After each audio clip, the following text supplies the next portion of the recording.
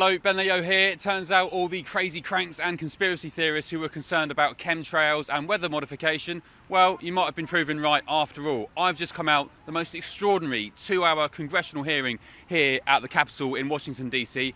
on that very topic. Experts all agreeing weather modification, cloud seeding, chemtrails, it's real. Here's what happened. My written testimony goes into detail explaining my decision to join more than 500 other scientists and academics from around the world to call for a solar engineering non-use agreement. I'll just briefly state, first, the understandings are not sufficiently developed to know what the outcomes would be, and unintended consequences are almost certain to happen. Second, our 70-year history with weather modification should give us some humility in thinking that we can understand what the consequences might be. We've been trying to modify the weather for 70 years, and we don't know if we're modifying the weather.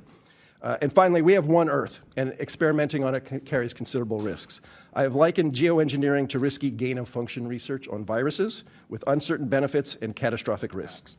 Now, the federal government has been involved in cloud seeding since the 1940s. Using the planet as a test monkey for emerging technologies poses all sorts of risks. Among these that have been highlighted by the EPA are stratospheric ozone depletion, acid rain, and reduced crop yields.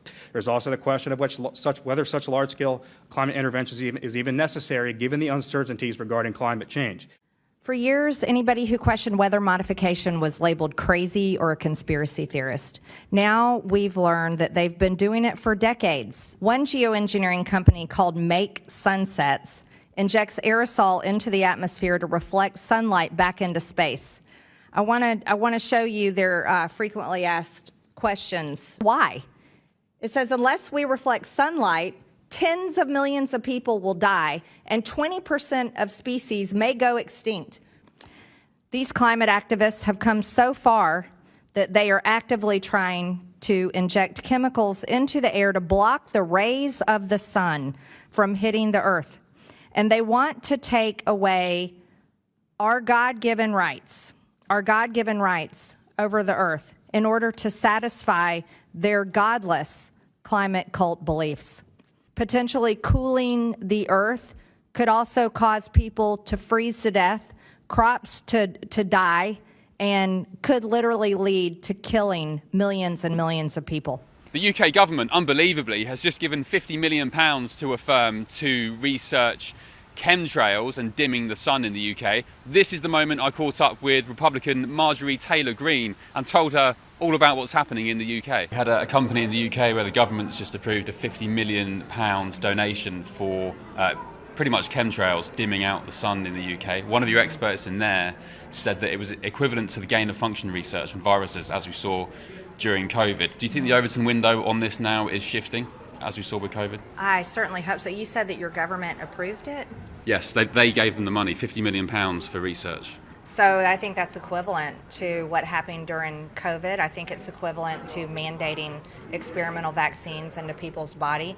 And I have deep empathy for the people in the UK. They're not lab rats, and they shouldn't be, and their tax dollars should not be used against them in some sort of basically experimental, what should be taking place in a lab, but it's being done to them without their say, and it's terrible. Turns out British viewers and indeed Americans weren't cranks and conspiracy theorists about the weather and geoengineering, chemtrails. An extraordinary hearing just now. Thank you very much. No, they're not conspiracy theorists. They're not crazy.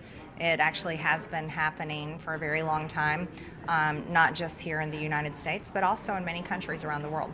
Everything, life grows from the sun. What kind of person would want to block out the sun? Well, my observation, based on my years here in Congress and also this hearing that I thought was exceptional, is there's a big difference between the right and the left. The right primarily believes that God created the earth and that God controls our atmosphere. The left is primarily godless, and they believe that humans can control the climate, can control the weather, and they believe they have the authority to do it no matter what anyone else thinks. And it was only in April this year that I told viewers of Ben Leo Tonight back home in the UK that Britain was set to approve funding of up to £50 million for a very strange experiment to dim the sun. Good evening to you. Thank you for your company. I hope you enjoyed the glorious sunshine we had today and indeed are excited for the so-called heat wave next week. I know I am. Because sunshine is a beautiful thing, isn't it? It's literally life force, God energy, that allows flowers to flourish and powerful trees to grow. It allows us to grow food. It heals and nourishes our bodies and makes pub beer gardens that much sweeter too. So ask yourself then, why would anyone ever want to block out the sun deliberately? What kind of person would want to do that kind of thing? Well, if you ever needed proof that we're led by dangerous, incompetent weirdos, that's what they're planning to do now, here in the UK.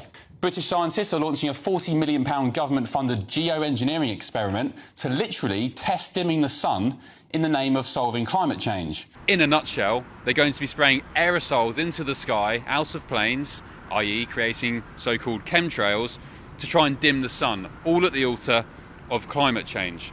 Another potential solution to stopping climate change, according to ARIA, is marine cloud brightening, in which ships would spray sea salt particles into the sky to enhance cloud reflectivity. Professor Jim Hayward of the University of Exeter said that ship emissions lead to bright lines in clouds over the ocean, and he cited a 2014 volcanic eruption in Iceland that spilled out a lot of sulfur dioxide, which brightens clouds and cools the planet. Weather modification is ongoing, and the reporting is not particularly good. Assessing the effectiveness is not good, and that leads people to ask questions. So if we go back to Project Cirrus, back 1947, I think it was Hurricane King, it started dissipating, and then it took a left turn and then struck the U.S. It's a natural question when someone intervenes in a system to say, did your intervention cause this bad thing to happen? This is why I've recommended having a very public, very authoritative study. We can't have Republican science and Democrat science. We have to have science that's trusted by everyone to assess what weather modification has been done, what have been the effects. If we don't know what the effects are, what research can we do to know those effects? You guys have the National Academy of Sciences at your disposal where you can ask exactly these questions. And a great question would be, given what we know about weather modification, what could our adversaries and enemies put it to use, and how would we know it?